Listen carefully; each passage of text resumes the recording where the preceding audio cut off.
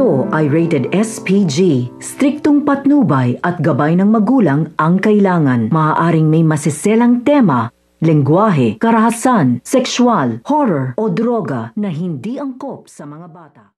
Ang pagdukot nito nga ni Cherry dito nga kay Drew. So ito nga si Cherry ay ipag-uutos na nga niya dito nga sa kanilang mga tauhan ang paghahanap nga dito nga kay Drew upang maibalik nga daw ito dito nga daw sa kanilang bahay, dahil gagawin nga dito ang lahat ng magagawa nito nga ni Cherry na magtitino nga daw dito ito nga daw si Drew upang maiwasan na nga daw dito nito nga daw ni Drew ang paggamit ng bawal na gamot, dahil nalaman nga dito nito nga ni Cherry na hindi pa rin daw tumitigil ito nga si Drew dito nga daw sa kanyang gawain at patuloy nga daw itong gumagamit ka ng bawal na gamot, at idagdag pa nga dito ang pagbebenta nga daw nito. Kaya agad-agad nga natagpuan ng kanyang mga inutusan ito nga paghahanap dito nga kay Drew ay nandito na nga sa bahay ito nga ay agad-agad nga dinala dito nga sa kanilang bahay ito nga si Drew. Ano nandito na nga sa kwarto ito nga si Drew ay dito nga niya ikakagulat na ito nga daw si Cherry ang nagpadukot nga sa kanya.